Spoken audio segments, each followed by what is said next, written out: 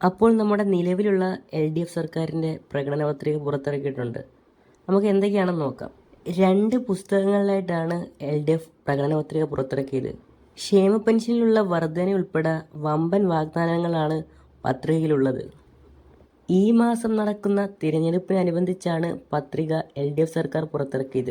കോഴിക്കോട് വെച്ച് നടന്ന ചടങ്ങിൽ മുഖ്യമന്ത്രി പിണറായി വിജയനാണ് പത്രിക പ്രകാശനം ചെയ്തത്. ക്ഷേമ പെൻഷൻ വർധന ഉൾപ്പെടെ വമ്പൻ വാഗ്ദാനങ്ങളാണ് പത്രികയിലുള്ളത്. എല്ലാ ക്ഷേമ പെൻഷനുകളും 3000 രൂപയാക്കി വർദ്ധിപ്പിക്കുമെന്നും കേവല ദാരിദ്ര്യം ഇല്ലാതാക്കുമെന്നുമാണ് LDF പത്രികയിൽ പറയുന്നത്. ഇത് കൂടാതെ 50% സ്ത്രീകൾക്കും ജോലി ഉറപ്പുവരുത്തും. തിരുവനന്തപുരത്തും കോഴിക്കോടും മെട്രോ സൗകര്യം എന്നിവയൊക്കെയാണ് പ്രധാനമായും പത്രികയിൽ പരാമർശിക്കുന്നത്. നിങ്ങളുടെ അഭിപ്രായങ്ങൾ താഴെ കമൻറ്റ് ബോക്സിൽ രേഖപ്പെടുത്താം. ഇതുപോലുള്ള വീഡിയോകൾക്കായി നമ്മുടെ ചാനൽ ഒന്ന് സബ്സ്ക്രൈബ് ചെയ്ത് വെച്ചോളൂ.